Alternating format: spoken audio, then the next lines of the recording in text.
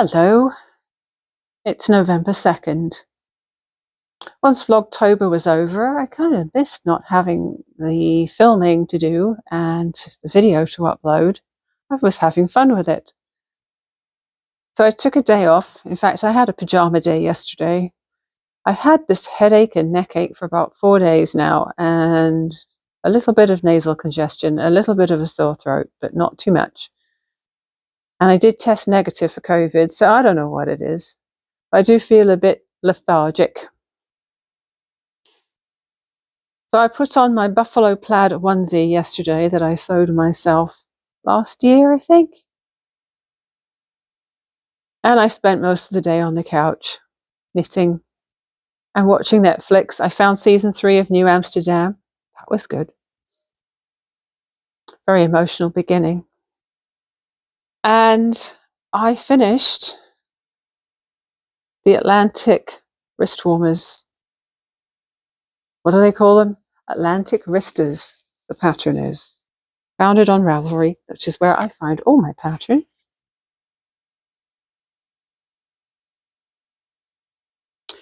They're really toasty. The first one was slower than the second one. Isn't that always the way? Because you're kind of learning the pattern when it comes to a pair of something. And I really disliked the way that thumb gusset was coming out. I think I said that a couple of days ago. Really disliked the way the thumb gusset was looking. I'd done some really weird increasing here. So once I did the lifted increases, I did a purl one at the bottom there because they said purl into the stitch.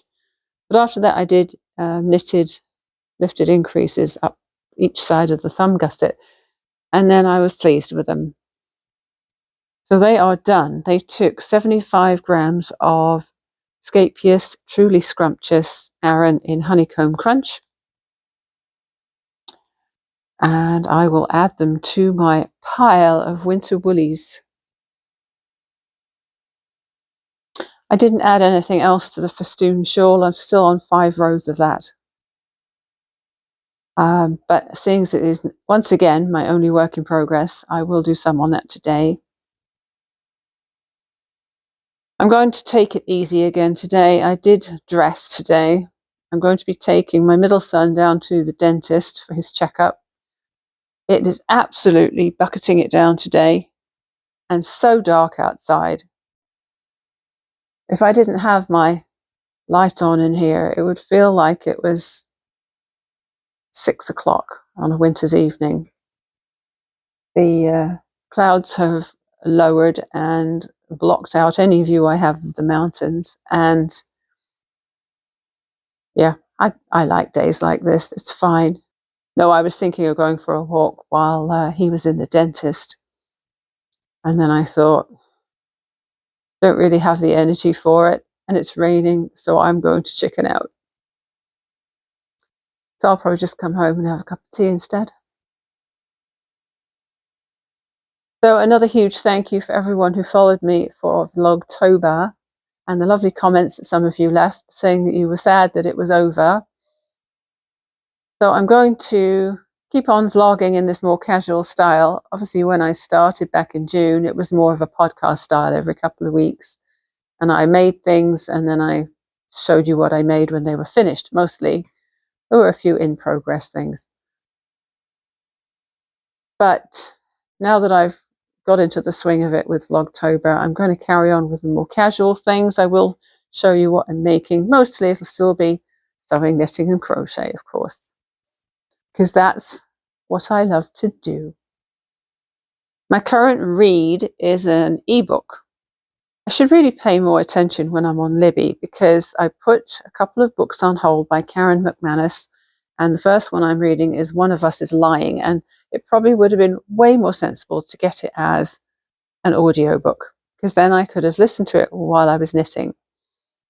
With an ebook, I really have to just read the book and not try and multitask, which isn't a bad thing, really, is it? Sometimes we try and multitask and we don't do anything really well. Whereas if we focus on one thing at a time, it's probably a better thing. I think I have time to have another cup of tea and a big glass of lemon water before I take middle son to the dentist. I got a bit of film of my breakfast this morning, and next to it you'll have seen a bunch of tablets. They were all supplements except for one painkiller for the head. Maybe that's why I'm feeling better now, because the painkiller kicked in. But I took my 369 oil in my porridge, and a good dose of vitamin C, some zinc, B12, D3, and iron. Yeah, and that painkiller. I have to take my antibiotic for my skin on an empty stomach, so I'll take that later. I have been taking it for more than a couple of weeks now, and it really did make a huge difference. I've not been getting any of the pustules. Sorry, hope you're not eating right now. I haven't had any of the pustules since the antibiotics kicked in. So my skin has been a lot clearer. It still flushes a lot, and it's still a little red because of the rosacea. But it's so much better. I don't feel ashamed of it anymore. And it sort of broke the vicious cycle of having those little spots come up. And then, of course, you're just so tempted to like poke at them, and that probably makes more. And it's like, goes on and on. The doctor did refer me to a dermatologist, but I haven't heard from them yet, so I'm just going to wait and see. But for now, I'm happy. Minor issues, I know. One of the things that happened last night was a massive storm hit the island where my family lives. They think that the winds got up to about 100 miles an hour. That's not kilometers, that's miles an hour. So I was expecting to hear about quite a bit of destruction this morning, and there's definitely a lot of damage to people's houses, but thankfully nobody died. Could have done. I had a horrible feeling some people were going to think it was hilarious to go out and hang around near the coast and get washed away into the sea. There was a film of one person who was standing where the waves were crashing over the sea wall. What an idiot. Lucky to be alive. But everything was closed down. The airport was closed down, ferries, buses, schools, the lot. And they just said, stay home, lash down everything you've got. And thankfully my family's okay. I think a tree ended up falling on my niece's car. I don't know how much damage it will have incurred from that, but hopefully it's okay.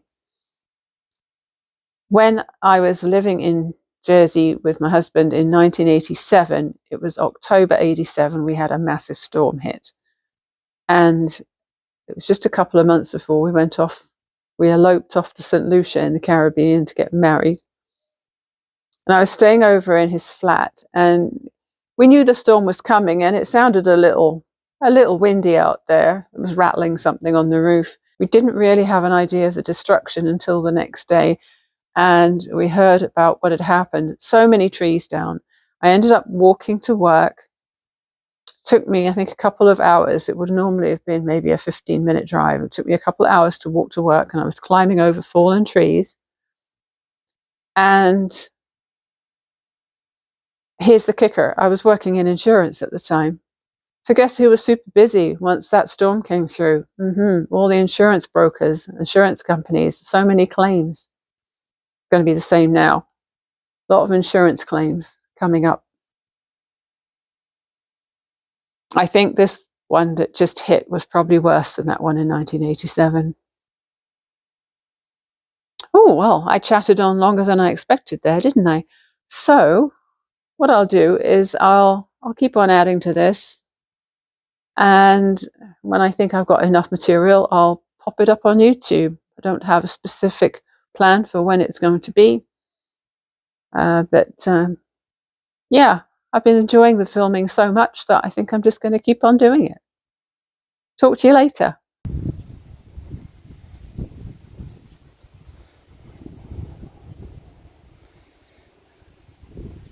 November the 3rd. I'm having a fun old time here. I'm having to do this for the third time because I just realized I didn't have my microphone on. And really, the sound is so much better when you do have the microphone on. So what was I going to talk about? Oh, yes. Weather has completely changed from yesterday. Grey, wet, gloomy the last couple of days. Today, sunny and windy and not that cold actually. I just went out with my winter coat on for a short walk and I was too hot. I could have easily done without it. Unfortunately, I still seem to be fighting whatever bug this is, because even on a slight uphill, I was getting really breathless really fast. So I'm not sure what's going on with that. Still have a little bit of aches and pains in places. So I don't know what I'm fighting. I just hope it's gone soon. I have added a little bit to the Festoon shawl. I'm only up to 7 rows because with these tiny stitches, it does go really slowly.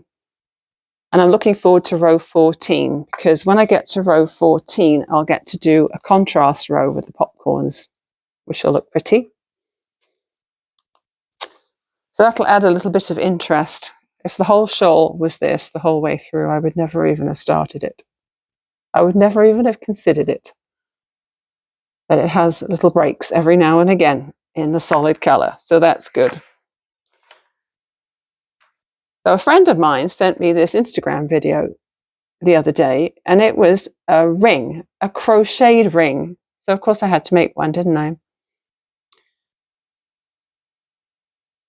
I made it with some of that sock yarn I just showed you and a 3mm hook, and I thought I'd try it out because basically you're using it like a knitting or crochet ring that's made of metal or something else. What you have to do obviously is put your yarn through it right before you start. You can't do it once you've started a project. So you basically just put your hook through the holes in here. Okay, I should have showed you that before. So there are holes in there. So I crocheted a couple of rows and then I did some gaps along one row and then I crocheted a couple more rows. So you can see you can put your hook through there and pull the yarn through. So I usually have the yarn over my middle finger. And I did try crocheting without it around my little finger, but it wasn't tension tight enough for my liking. So I'm still tensioning it around my little finger and then putting it through the holes in there. So I had a go at crocheting something like that. And it actually felt quite good. I thought I'd hate it. I didn't think I'd need it, but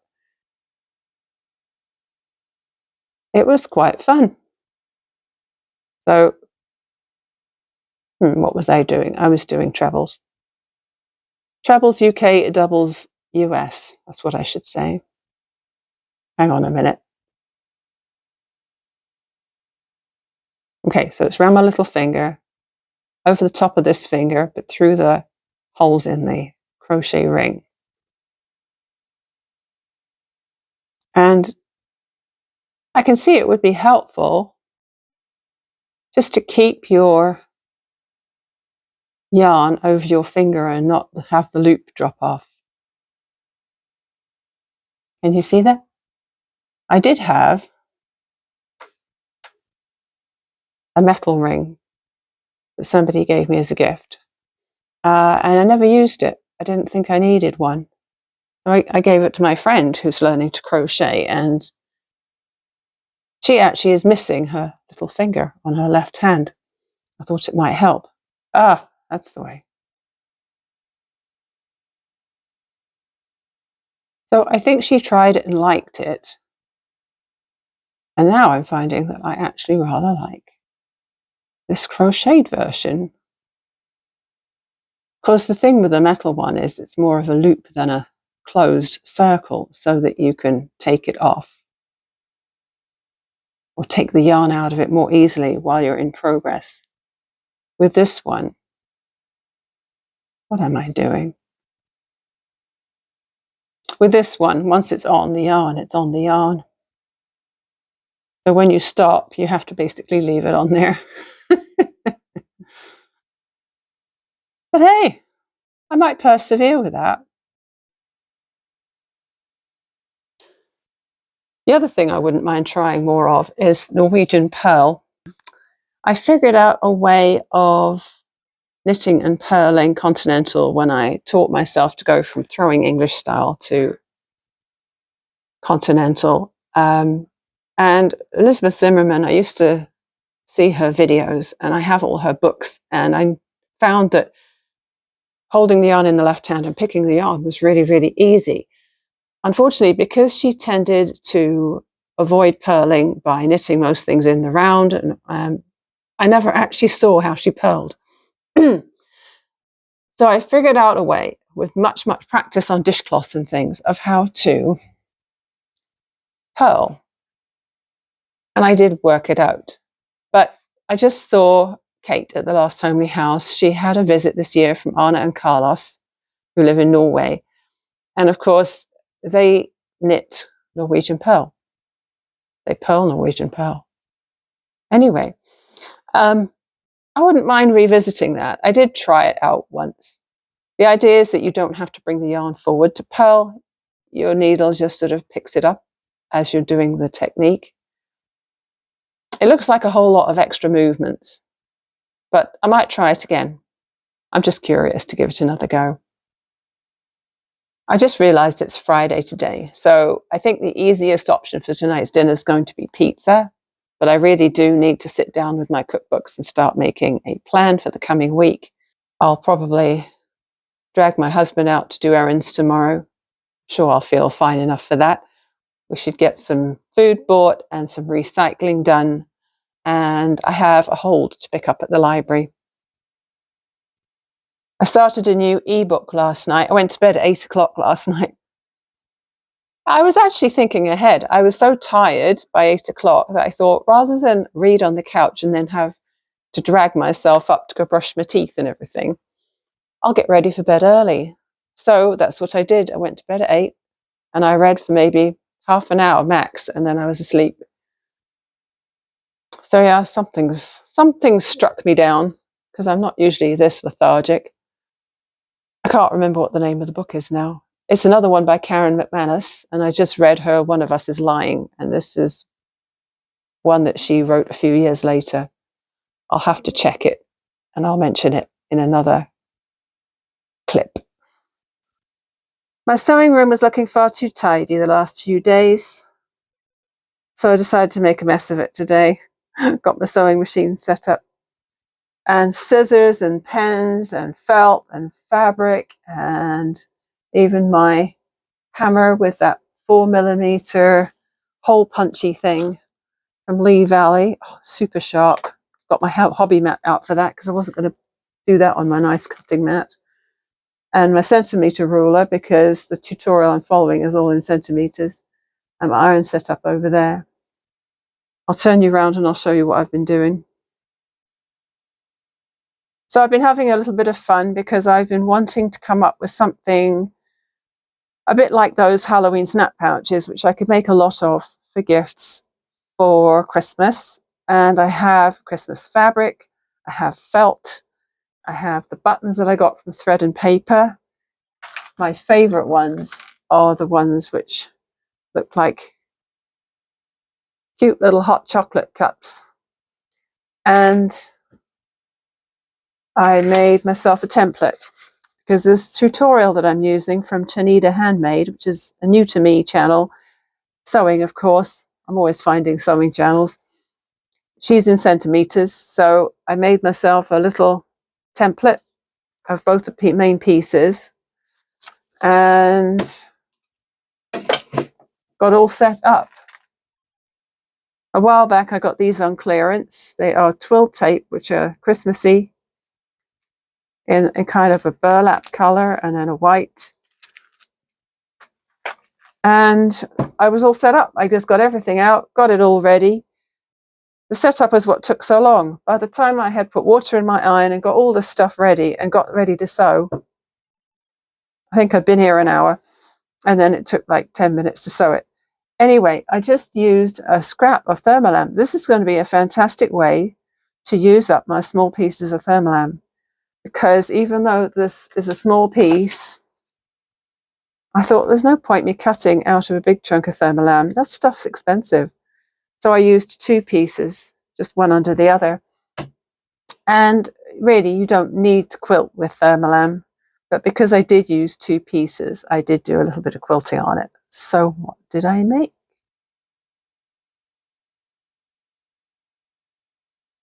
Isn't that cute?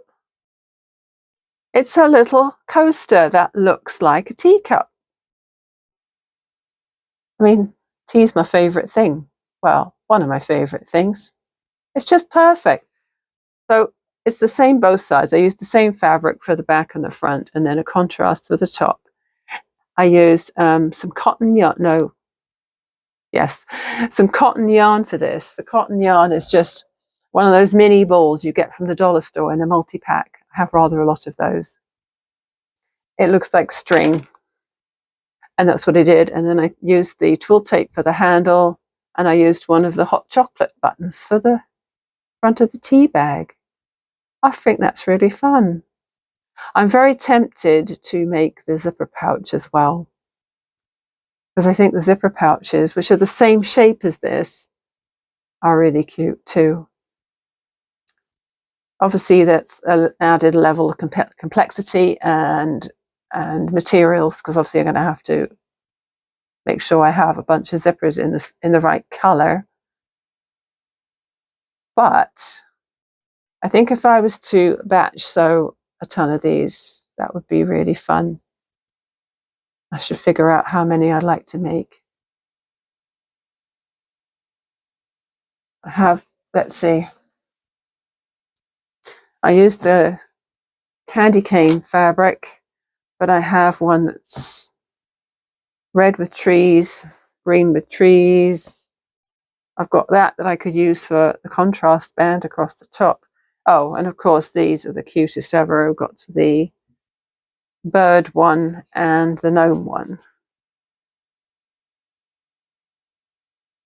And I've got quite a lot of each, especially as these are only about 11 centimeters square. So yeah, I think that might be my next little production line. I broke another needle. In the video, she hand sews down here and across here, and I wasn't going to do that. I'm going to production sew. I don't want hand sewing involved. So I thought, because this comes down lower on the back than the front, I thought I'll just sew down, across and up. Nope. The trouble with my walking foot is that if I start with a bulky bit right at the back, or if I start with a bulky bit of seam almost in the wrong place, let's just say in the wrong place, because I haven't figured out exactly where it is. If the angle of the foot is tilting back, then my needle hits the foot and breaks.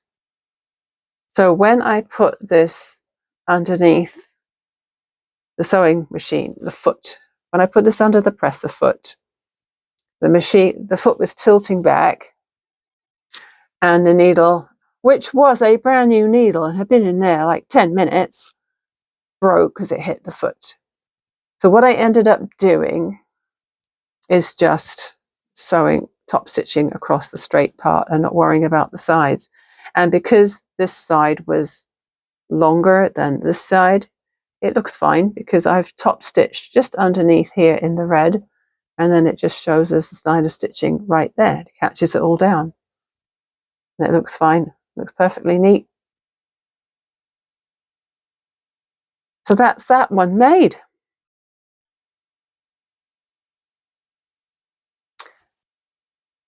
So I think what I'm going to do, switch off the machine for now, and go and cook some beans for dinner. We're having wraps tonight, and I need to do refried beans. What I'm going to do, I've done about 3 days worth of filming, and rather than let it mount up to a big pile of filming and then upload it all later, I'm going to maybe aim to do something every few days. So tonight my plan is to get this uploaded. So you'll see like 3 days worth of activities, making activities mostly. So in case I don't add any more to this before I decide to edit and upload tonight, I'll say it again. Thanks for watching. And if you do like what you're seeing, please do give me a thumbs up. I had an amazing growth early on of subscribers, and it's so exciting to see, and I would love to see more.